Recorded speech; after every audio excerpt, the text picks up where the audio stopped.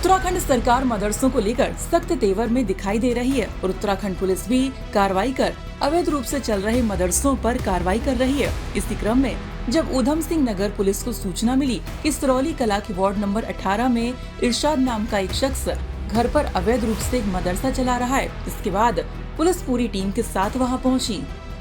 Police ने बताया कि मदरसे का मुख्य संचालक इरशाद और उसकी पत्नी खातून बेगम ने 22 नाबालिग बच्चियों और 2 नाबालिग बच्चों को अंधेरे में एक कमरे में बंद कर रखा था, जो काफी डरे सहमे थे।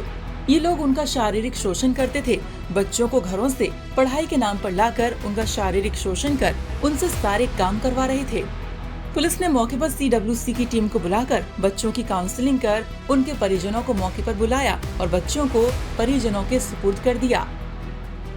इस मामले में पुलिस ने अभियुक्त इरशाद और उसकी पत्नी खातून बेगम के विरुद्ध संबंधित धाराओं में मुकदमा दर्ज कर लिया है और खातून बेगम को गिरफ्तार कर लिया है। वही मुख्य अभियुक्त इरशाद अभी फरार है। इसी अभियान के दौरान हमारी टीम को एक सूचना मिली कि अवैध रूप से एक मदरसे का संचालन किया जा रहा है। तो इसी सूचना पर हमारी जब टीम गई तो उन्होंने देखा वहां पे काफी रेगुलरिटीज थी उसमें, तो संबंधित विभागों को भी उसमें तलब किया गया, जिसमें कि अल्पसंख्यक विभाग भी था, जिसमें DPO भी थे और साथ में हमने माननीय CWC के भी सदस्यों को वहां आमंत्रित किया और उनको बताया हम लोगों ने कि ऐसा ऐसा केस है।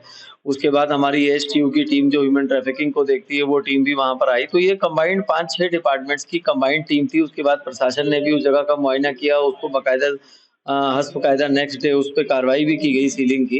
तो इसमें जो पूरा प्रकरण था उसमें ये पाया हम लोगों ने कि कुछ लोगों के द्वारा इसमें बच्चों को लाया गया है उनके परिजनों से ये बोल के कि उन्हें अच्छी उच्च शिक्षा दी जाएगी और उनको बड़े सब्ज बाग दिखाए गए खाने पीने रहने के आदि की सुविधा के बारे में, परंतु बाद में उनका वहां पर शोषण किया जा रहा था। वहां पर जो फैसिलिटीज थी वो किसी भी एंगल से बच्चों के रहने के लायक नहीं थी और इसी वजह से हमने सुसंगत धाराओं में जो है अभियोग पंजीकृत किया इसमें। और इसमें 2 मुख्य संचालक जो उसमें थे उसमें से एक महिला की गिरफ्तारी हम लोगों के द्वारा उसी दिन की गई थी और एक मुख्य अभियुक्त इसमें फरार है, जिसकी गिरफ्तारी के हम लोग लगातार प्रयास कर रहे हैं और उम्मीद है कि उनकी भी शीघ्र गिरफ्तारी होगी। और इस चीज से मैसेज एकदम क्लियर है कि यदि आपको कोई भी संस्थान चलाना है तो प्रॉपर जहां पर भी उसका रजिस्ट्रेशन होना है, रजिस्ट्रेशन प्रॉपर होना चाहिए। जो बच्चों के लिए फैसिलिटीज है वो प्रॉपर होनी चाहिए और जितने भी डिपार्टमेंट में जो भी SOP उसकी बनाई गई है उसमें क्लियर होना चाहिए, क्योंकि बच्चों के भविष्य के साथ या उनके सेहत के साथ खिलवाड़ किसी भी दशा में हम बर्दाश्त नहीं किया जाएगा। उनके खिलाफ जो भी दोषी होगा कड़ी कार्रवाई हम लोग करेंगे। कहाँ के बच्चे थे सर? ये आसपास बेसिकली सिरौली कला और उससे सटे हुए बरेली इत्यादि जनपदों के बच्चे थे। उन सबसे काउंसलिंग की गई, उनको काफी समझाया, बच्चे काफी डरे सहमे थे।